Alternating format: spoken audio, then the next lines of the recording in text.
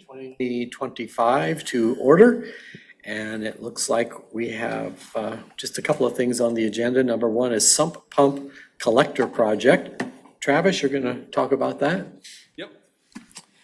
So for discussion tonight, we've got some preliminary plans for sump pump collector project. I've got a cost opinion that we'll kind of go over as well. Just kind of want to give council an update of where we sit on that, what we've found, and then where we're going with this project.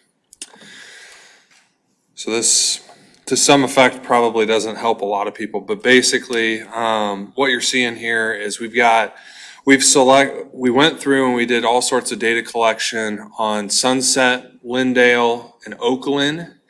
Three of the streets that staff had identified as the most in need of sump pump collector lines. We collected data for surface level, as well as we went and we requested utility mapping from franchise utilities.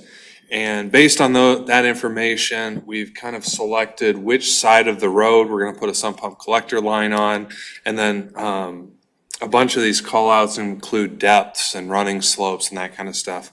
Generally speaking, I'm really happy with the way these sump pump collectors got designed. They have plenty of fall. They've kind of fit where we wanted them to, and we didn't have to get super, super deep with them to make everything work. The one thing I did want to mention to council that we're going to do that we've coordinated with a couple of contractors on constructability and different options we can have in these plans. And one of the things that we've come up with is, so in these plans, you'll see the blue or purple, again, I'm not quite sure, but that's trenchless construction. So we're going to be protecting that driveway pavement. The contractor is going to bore those sump pump collectors under the driveways. And so it'll be a surface disturbance to the west, a surface disturbance to the east, and then everything in between will go under that pavement. That should help save substantial costs on the project, because trenchless construction of a short span is much cheaper than going back and tearing into a driveway, potentially having a situation where you end up chasing driveway pavement, because when you go to saw cut it, the next panel breaks, that kind of stuff. Old driveways kind of have a tendency to do that. And then the other thing that you'll see is the green lines on this, we are proposing is trenched construction. So that would be somebody going in, digging in those trenches, laying the pipe, burying it. After coordination with some contractors, we are going to write our plans and specifications such that at the contractor's option and no additional cost to the city, the contractor may choose to install that as trenchless construction. What we found in doing some research on some other metro projects of this variety is sometimes contractors want to do the trenchless construction and prefer it, and they will actually give you better pricing if you give them that option, because they don't want to deal with the pedestals and the street lights and the flowers and the mailboxes and all the different things that they're going to potentially encounter by trenching that in. And so by just doing a bore pit on one end and a bore pit on the other and shooting that pipe through, it allows them to not have that ground disturbance as long as they know where their utilities are. So on Sunset, we picked the north side of the road. We've got a connection near Crestmore, so it'll all flow to the west. We've got a high point or near, or what would that be, halfway down Sunset, where we're going to put a sump pump clean out so that Public Works can go in and jet those lines if they need to.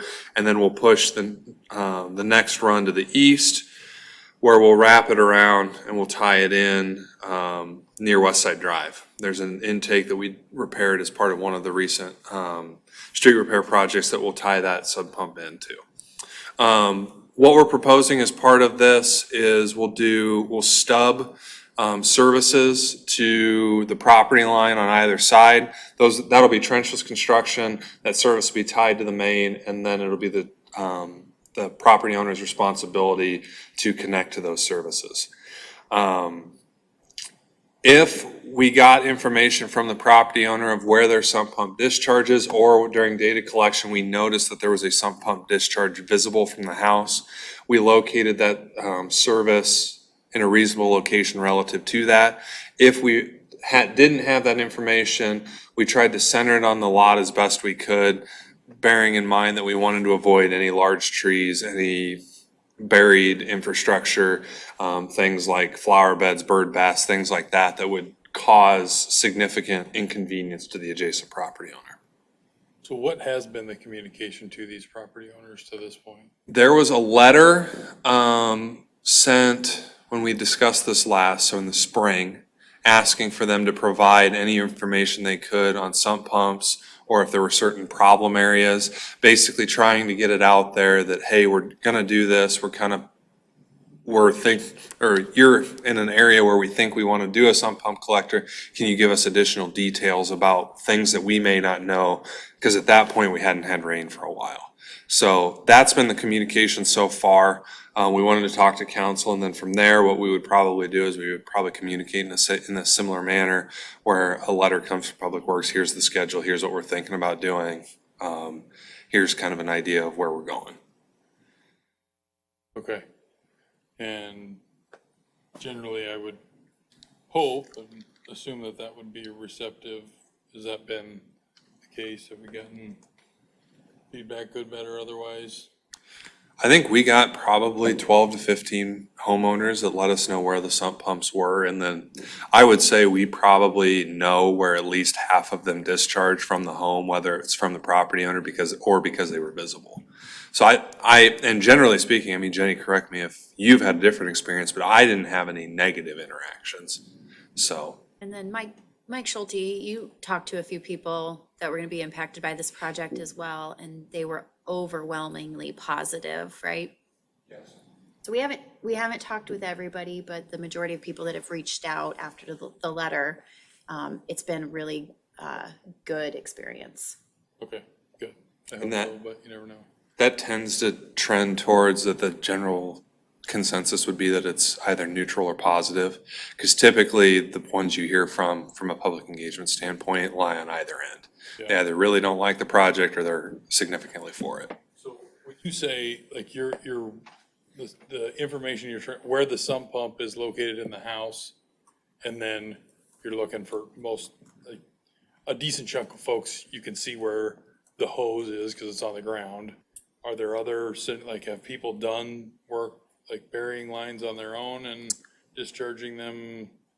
So I don't think we have a significant number of sump pumps that are connected to the sanitary. That would be where it would get connected to.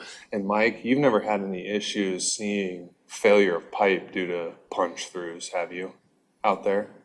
No, but I do know, I'm aware of at least one in that Lindale area that is piped into the storm, or excuse me, the sanitary. It was as of a few years ago. But I'm not sure how widespread that is. Yeah. Okay.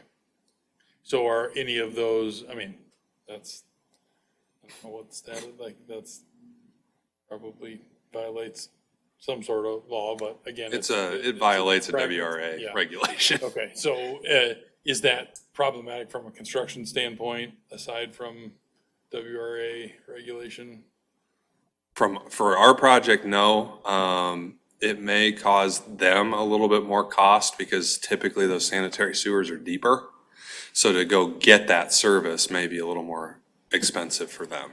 So what I'm getting to is that we're struggling to find a reason why people wouldn't react positive or participate actively because it's in their, like, is there a scenario where, okay, I've done something that I don't maybe want to admit to, and or are we feeling like that's even if there is one, it's still full go?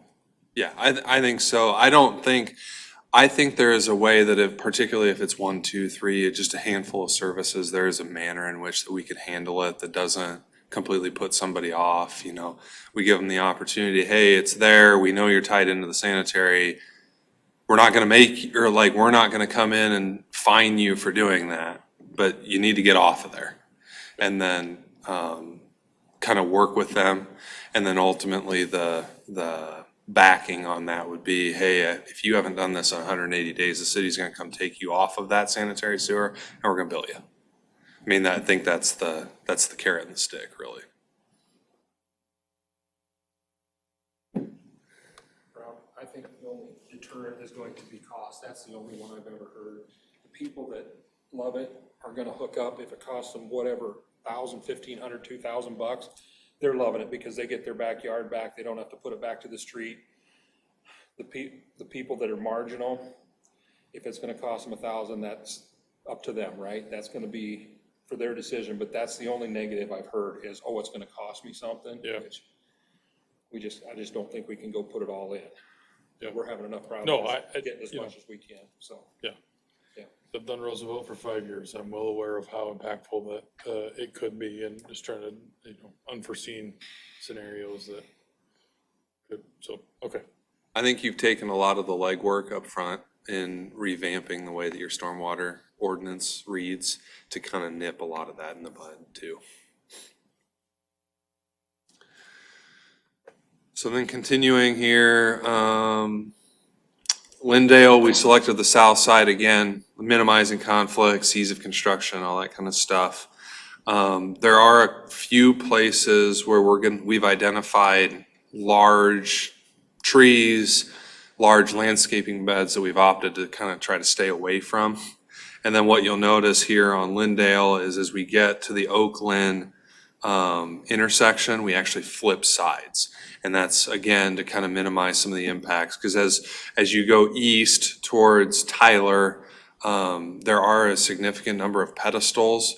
And I think the reason for that is there's not actually any lots that face onto Lindale east of Oakland. It's all side yards. And so utility companies have dropped a bunch of pedestals and stuff in there. So we flipped to the other side to kind of mitigate some of those issues.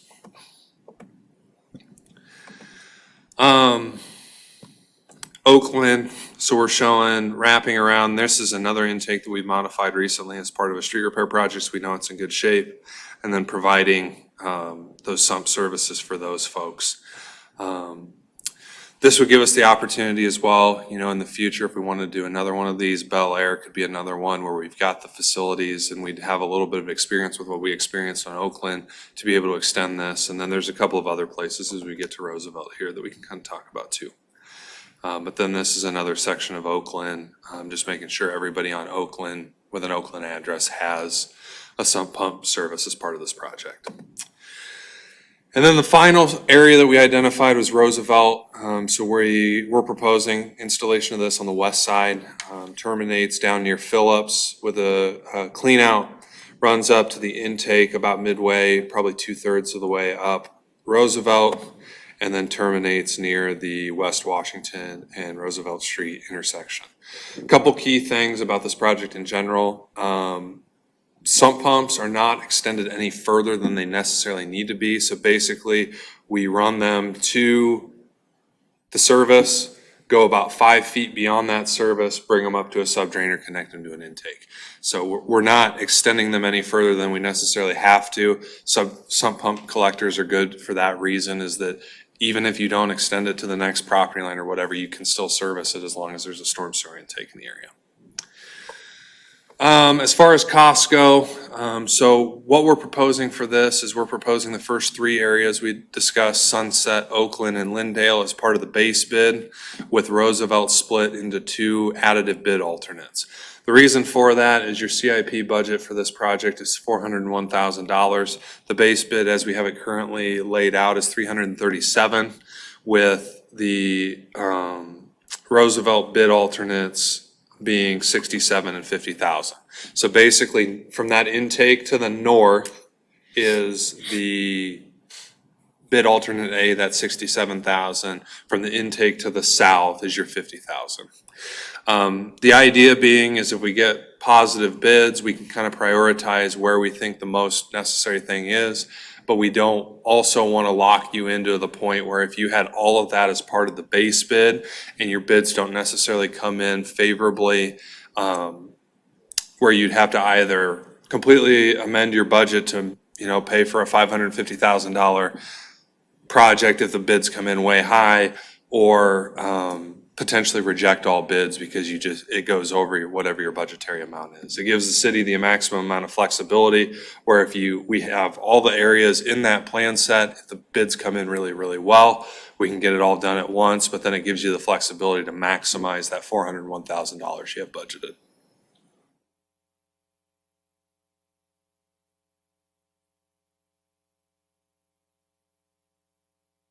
So with that, any questions, discussion? So I do have a question for you, Travis. So since this is the first one I've been through, so it looks like everything where we're going around concrete, right? We're shooting underneath.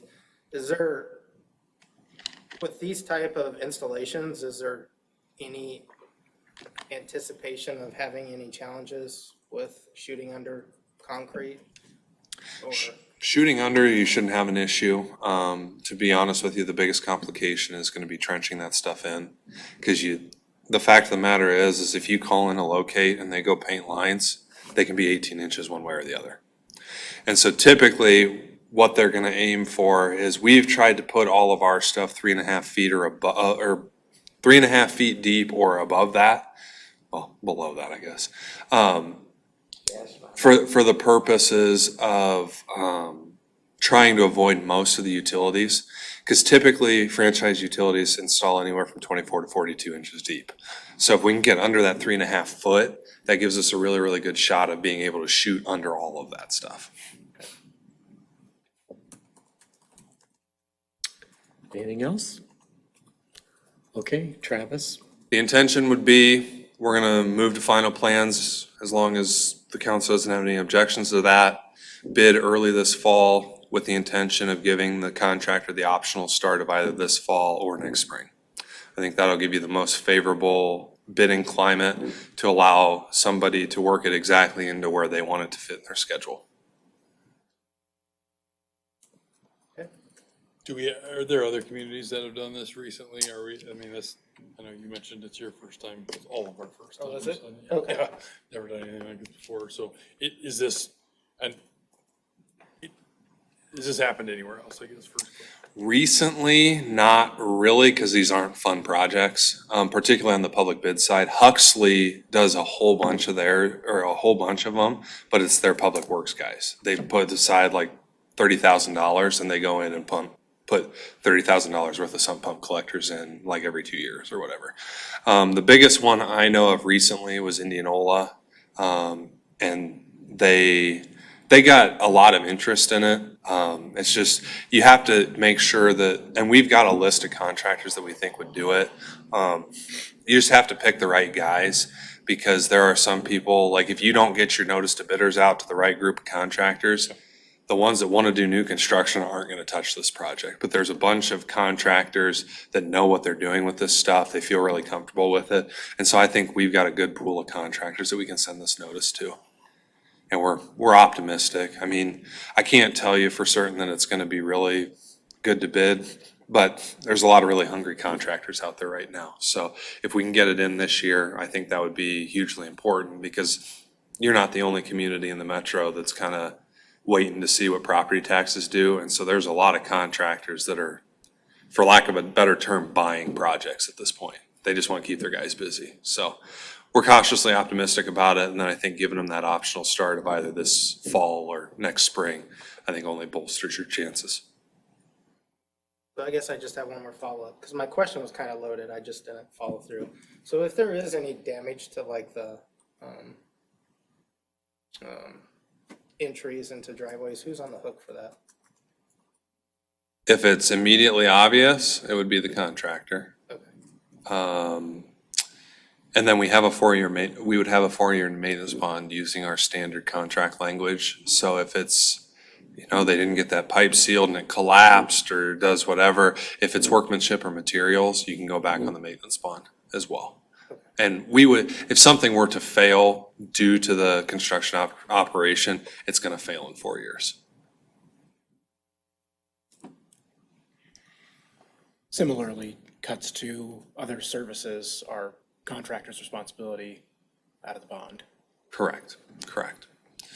Yep, and it'll be, we'll beef up our notes, because we just have the standard preliminary plan notes at this point, that it's the contractor's responsibility to coordinate with the utilities. Delays incurred are not the city's responsibility. Damages to franchise utilities are not the city's responsibility. We have a bunch of final plan notes that kind of standardize that. And then the other thing would be, is just in case anybody starts to ask you about how this project's gonna look, what we would tell the contractor is they have to maintain at least one lane of traffic in all of these roads. And then like if they wanted to go down Lindale, they need to make sure that they only do it a block at a time or one run at a time. We can't have a whole bunch of them open because that's just going to cause a traffic nightmare on those old narrower streets, so.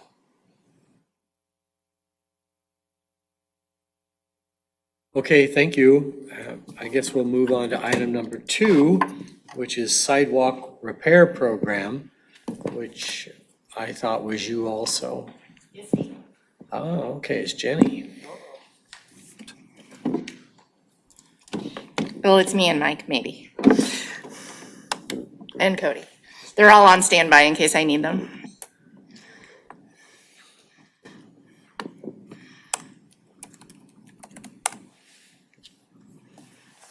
So in your packet, you will have the slides that I'm going to go through, but you'll also have the program that we've drafted up for you to give us a thumbs up, thumbs down on. If you all recall, we talked about this a couple months ago, and the city decided it would be in our best interest to do an inspection, find any hazards that are out there that could be a liability for the property owner and or the city, and identify those. And so we have done that.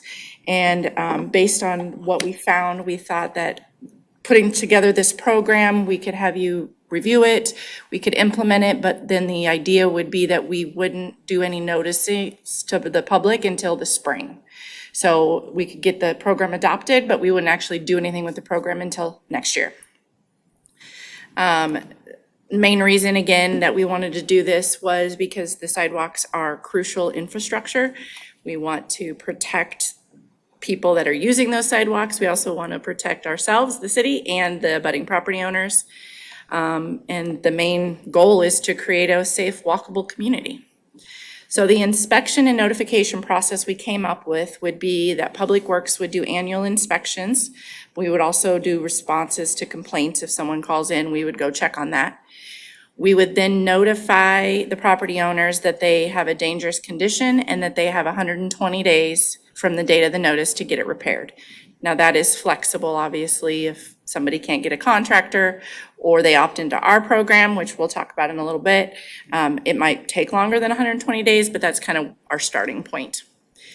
Public Works would handle the contractor bidding. Essentially, they would have an idea in January, February of how many people we think we have. And if we said 50% of those folks opted in to use the city contractor, then that would give us favorable pricing. So we would be able to notify those property owners that says it's going to cost this much per panel or this much per square foot, and that price could get better the more people that opt in.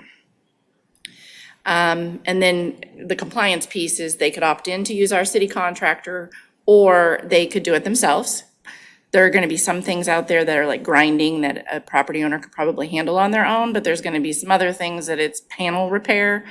Maybe they're not qualified to do or don't want to do that stuff, but they're having trouble finding a contractor. That's the other reason why we want to have a city contractor available, because depending on how work goes, a lot of times the contractors don't want to do little jobs, but a contractor that's on the hook to help the city out would be better pricing and they're available. And then if, let's just say a property owner doesn't contact the city, they're not working with us, that they haven't done the work, then at that point, the city would have the option to complete the work and assess it to the property owner. So the main policies and standards on this is going to be like any other sidewalk replacement or new build. So the sidewalk obviously has to meet SUDAS, it has to meet your ProWAG standards.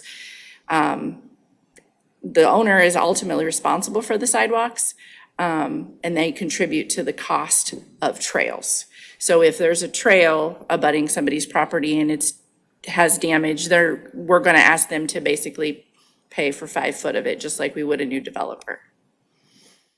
And then a permit is going to be required through Cody's department, but we will waive the fee if they complete the project on time or they opt into our city contractor. And then the city, between Cody and Mike, their departments will inspect all the work. So essentially, there'll be a whole guideline that we'll share with people that they have to stake it so that we can see the forms before they pour. And then we'll go back out and inspect for grade and all those things after it's been done. And then this is just a little bit more about the permit requirements. So we'll have them use our Citizen Serve online portal, just like any other project. The permit will have to be approved before construction can begin, either with our contractor, obviously, they'll have a whole group of them, but the individual ones, we want to make sure that Cody's had a chance to look at them and verify them before they just start, because we want to, again, reiterate, don't pour the sidewalk until we've been able to come out and inspect the forms, because that gets really costly when somebody doesn't do that, and then they have to start all over. And then the inspections, they'll just call City Hall, and we'll get those set up for them. And then specifications for sidewalks, we have that here at City Hall. We can email it to folks if they aren't unsure of what needs to be done on their particular sidewalk problem. And then there is some financial assistance options if you want to go down this path. So we have LMI money, and so if the home is owner occupied, then the city could choose to, the city council could choose to opt in to allow people that qualify for our other LMI programs to use the LMI money to help fix their sidewalks. The sidewalk unfortunately does not fall under the Metro Home Improvement window of approved project, but Polk County, I did find that they have a couple of different tax credits based on annual income. So we could also point people towards Polk County. One is administered directly through Polk County and one is administered through the Polk County Treasurer's Office. So there are some resources available for low to moderate income and or seniors and or disabled, depending on their personal situation. And that's really all I had to cover with you. Very high level stuff to say, are we on the right track? Is this something that you want us to make any other additional changes to or bring forward to you at a future meeting? Council? Lots of, Jenny, can you give an overview? We, the last time we talked about this, we did an inventory. Public Works went out and did that inventory. It took a good week, yes, which we thought it might take longer. yes. What were the findings from that inventory? Can we talk a little bit about how many people we think may be impacted today? I'm gonna bring Mike up for that. His team was the boots on the ground. Yeah, now the exact number escapes me, but was it 300 and some Yes. that we had? Yeah. So that's what we've identified. A lot of them are just going to be grinding where a sidewalk has deviated a little bit. Those are easy fixes. There are some full panel replacements out there, so we're gonna be into that as well. But yeah, we went citywide. We sent the whole staff out as we could and just knocked it out so we could get the numbers that we needed to talk to you folks. So that's what you're gonna find. And you're gonna see the first year or two of this being the biggest years. But as soon as this program gets going and stable, you're gonna find, I don't know, but it's gonna reduce dramatically. I couldn't believe that we would go out and find 50 a year. I hate to put a number out there, but after you finally get this going and get that main first step done or two, then I think it's dramatically gonna go down from there. And people will know about the program then, know it's coming.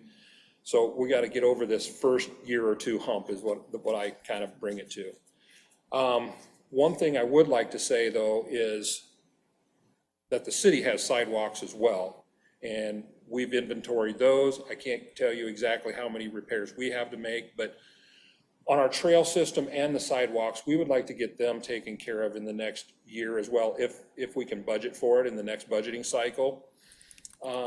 Because that's where we're gonna take ridicule from. So we wanna do it, and we wanna do it for all the same purposes we're doing it from here, but we just wanna take that off the table if we can and do our part. That way we don't have to talk about that. We're doing our share, now it's your turn to do your share, so. And that would include the sidewalk ramps as well. So we decided based on a lot of the infrastructure that goes with a sidewalk ramp. There's the detectable warnings, all the different things, the grade. We just don't feel like we want to leave that to a homeowner to try to figure out. So, That is going to be a bigger process, a bigger number for us, just because over the years, we're putting these ramps in and then the rules change. So now we have to go back and do replacements. And we've taken the approach that if we touch it, like with a street project or a water main break, then we repair those ramps. But we're not touching a whole bunch, but I bet 2 or 3 a year we replace because of something that's been broke on our side.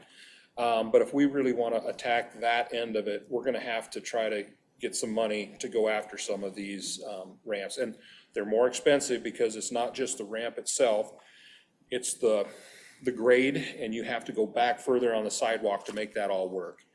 And that's where Jenny was saying, we didn't feel that that was probably the residents to handle, so that's why we thought we would put it in our program and chunk it off as we can over the years, and just know that we have a program and we're trying to get to the end of that, but it might take a few years, or it will take a few years to get there.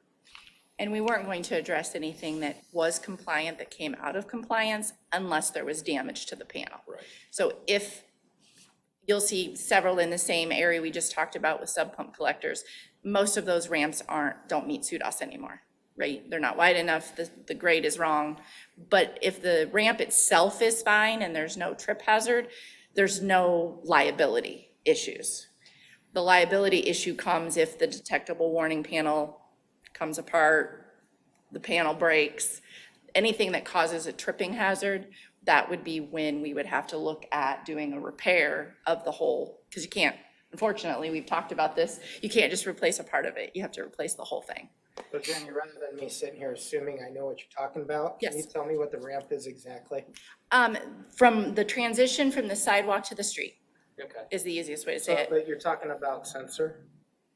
Oh, the detectable warning is Those little bubble dot Okay, yeah, pink panels. okay. is that what they're called, domes?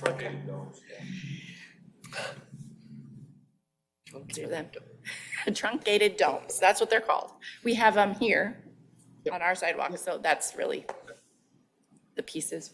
What else do we have from a inventory?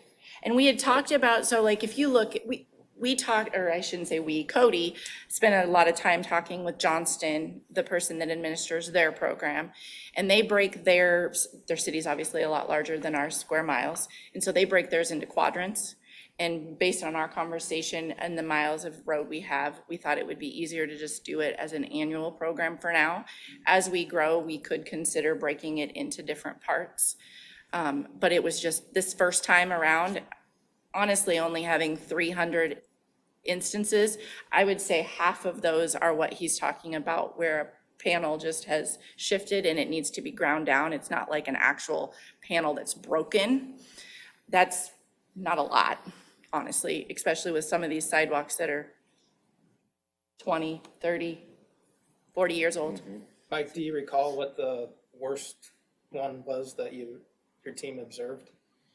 It would be up in the Hillcrest, Roosevelt, that area up there, and it's usually a tree that has pushed up on a panel, and so it's tilted it one way and it's breaking apart, and then you're gonna have some stumble hazards that could be up to 1.5 inches or more. So those are the ones we see with the established trees that are pushing up on a sidewalk, but there's not very many of those, but Wouldn't there be additional cost associated with that above and beyond just replacing the panel? you mean to take the root out that's causing the problem? It could be, if, machinery can rip that stuff out too pretty easily, to be honest with you, but. What's a ballpark price on a panel replacement these days? Oh boy, Cody, can you help me Just a out on that? ballpark. We're gonna get us all up here. Yeah, we are. I want to keep everyone awake. So Except for in Cliff. talking with Johnston's building official up front, they their first year, they kind of gave an upfront ballpark, say $400 a panel. And then they may put it out to bid for what number they got, and it would come in favorable to where it only costs them $300. So, you know, they could have some flexibility there depending on how many people participate. But I think that was their first round was like 425, if I remember right. And by the second or third year, it was down to 3. So I know in talking to contractors, anybody else, if you were to call them today to come and replace one panel, you're probably gonna spend $1,000 to get somebody to show up if you're lucky. So the more participants you can get, the better you're gonna be. So I think that's what we're all hoping for more participation out of everybody, but How long has Johnson been doing their program? it's only been a couple years, so that's kind of why we reached out to them. They're new in it. I know I've spoke to Altoona. They've had it for a while. Sounded like everybody involved in it had turned over and now they're back to kind of square one. So this program could evolve year to year. We find out what works, what doesn't work. So there are cities out there, at least 2, that have this program before the legal case that prompted it for us. Is that true? That's correct. Johnston implemented theirs when? I couldn't tell. A few years ago. Yes, it was prior to, and Altoona's has been the longest, I think. But again, the whole reasoning was somebody's always been liable for the trip hazards. Yeah. And I think in Altoona's case, a lot of their original, at least in talking with Chris, their city clerk, they would get a lot of complaints from people walking that this is a problem. And that was creating a lot of bottleneck work for the admin staff, so they went down this other way of saying, okay, here's all the sidewalks we know are an issue. I mean, and as a city, we take complaints now and again, usually it's curb stops, which I have already notified 29 residents that their curb stops needed adjusted, and I fielded calls for those, so we're getting those taken care of, because those are pretty quick and easy fixes, but those are the main calls I take from residents in Polk City, is this curb stop needs adjusted, because the average resident doesn't understand the curb stop is a homeowner's responsibility, so they think the city's gonna come adjust it. That's why they call us. It's not so much to complain, it's there's this curb stop problem, come fix it. So anytime I have an opportunity, I'm trying to educate people on whose responsibility it is to maintain different pieces. You can educate me and tell me what the curb stop is.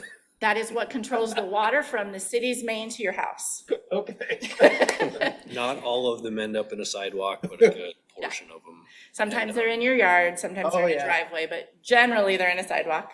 I accidentally found mine a few years ago. We'll talk about that later. So, On insurance, it's buy it. It's worth it. So say I've got a panel that I know needs work, but doesn't meet like your notice that it's that bad. Was there a way that we could have those people be able to opt in and get that taken care of anyway? I don't know why not. I don't either. I don't, that. I mean, I'm assuming the contractor's gonna want the work and it's better pricing, so I would It assume. would be the communication aspect, as long as you knew it was happening and you wanted to opt in. I don't know why it couldn't happen. I think a couple things too worth noting to council is this year we finally got a ruling that's been 10 years in the making on ProWag, which is the ADA requirements for sidewalks. So we're no longer chasing a moving target, which is a really good time to start a sidewalk maintenance program. And then the other thing is beyond the sidewalk maintenance programs like you guys are talking about, a lot of communities also are moving to what are called ADA transition plans, which would focus a lot on the ramps. And the reason for that, and I think a really good thing for you guys to start doing is the sidewalk maintenance program, is ProWag final rule has come out and said that if you receive an access management complaint and are found to have a significant number of deficiencies, they can, via federal mandate, tell you that half of your CIP money will be ADA transitions until you fix them. But if you have a plan to fix your problems before that happens, you can follow that plan. So I think having a sidewalk maintenance program and a sidewalk revitalization program is hugely important in the wake of the ProAg final rule. And that's actually a good point too. I spent a little time with ICAP, our insurance provider, and very similar to why we have some of the other programs in place where we do annual inspections, by having identified we have a program. So like, for instance, we have an annual sewer maintenance, right? That reduces the city's liability on any issues that a private homeowner would have. So having a repair program identified, even if you don't get 100% compliance, is better than not having one from an insurance perspective. Well, good information. I would be, most of the time, it's, you spend $10,000 to save one or two on insurance premiums. So if we're gonna make this a cost justification stuff, the piece with Altoona and Johnston changes my perspective a little bit in that, if the Iowa Supreme Court ruling on a bank caused a new look towards liability,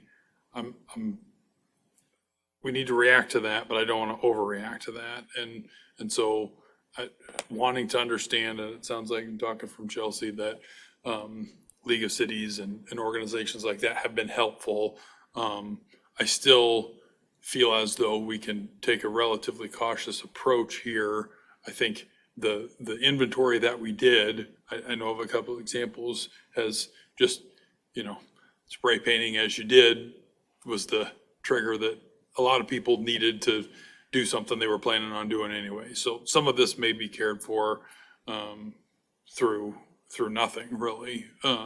But adopting a plan that just focuses on those egregious examples is probably my preferred route, and not, every quarter inch panel difference needs to be, ground down or whatever. Like, I don't want to go that far. I think this is something that we can, we are still a relatively small town and would like to be as least intrusive on some of these gray area or discretionary changes and let it happen. Now, if to the latter example, if there are stuff that people want to do and we can utilize economies of scale to get it done cheaper than, $400 versus, it's like you call for anything and you're going to make one trip, you're going to get charged for that trip differently than if we're doing a slew of work here collectively. So but the guidance would be to, at least from my perspective, to continue to monitor what other communities are doing and focus on the egregious examples and let some of the other ones play themselves out over time.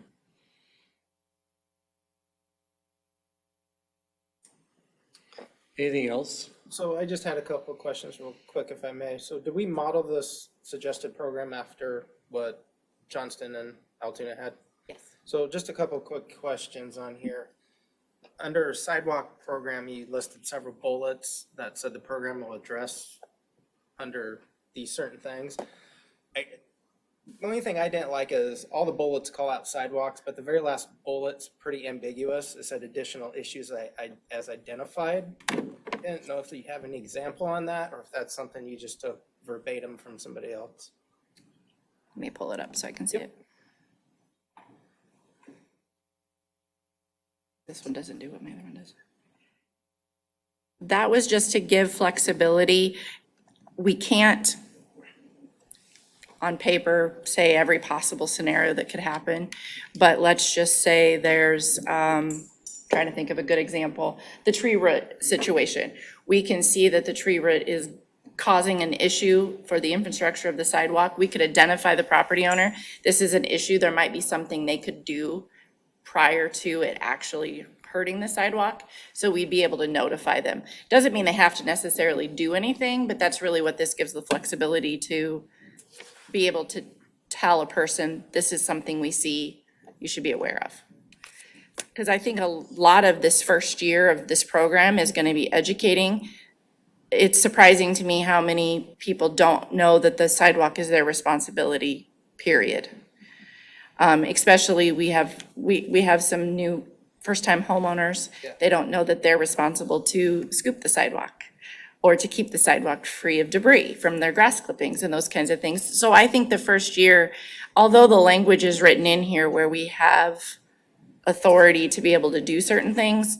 I'm not certain that we'd want to go down that path so forcefully the first year, but it gives us the ability to do so if we have an egregious problem that we do need somebody to comply with. So I would think that more often than not, it's just gonna be educating, this is an issue. Like the things he's talking about where you can grind them down, we were using an inch difference, which doesn't seem like a lot, but your foot can catch on that and a bike tire can catch on that. So I could trip on a lot less. fair, but we had to start with something and I think Johnston's was 3/4 or. The neighborhood kids on roller skates totally wipe it. Scooters. Yeah. I guess all future programs are gonna be modeled after a half inch. Yes, Say the minimum's, ProWag is gonna say. minimum's a half, and then specifically Johnston recommended implementing a maximum. Because by the time you grind an inch, you're down to maybe 2 inches of sidewalk potential, so trying to limit future issues, so setting those parameters are important, just so we know too in the inspection process on what we're grading it against. So I never thought that sump pumps and sidewalks would eat up all of our time, but we're at 5:46, which is hard stop for us. So I think you've done a great job of explaining what's going on, and we'll go from here. So thank you. Can I ask a question, Mayor? We have a proposed program. Is the council interested in seeing that on a future business agenda for consideration? Or is there a few things you want us to adjust and change? That was in the packet for tonight. And we can bring it back to the council if you'd like to review it again, but it is a 3-page proposed program that we've drafted for your consideration. And what would you like from us tonight on that then?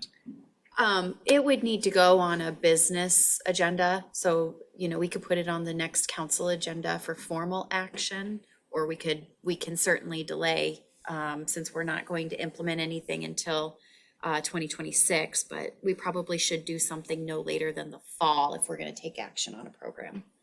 I'd prefer to go a little closer to when it's implemented.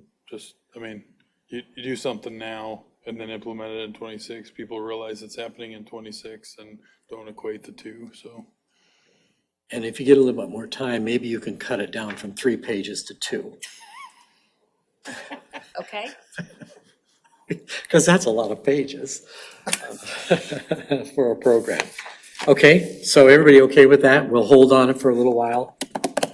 Okay. Fine with me. Okay. All right, then, we will wrap up our work session, and I'll ask for a motion to adjourn. And a second. Second. All in favor, say aye. Aye. Opposed, same sign. We're adjourned until 6 o'clock.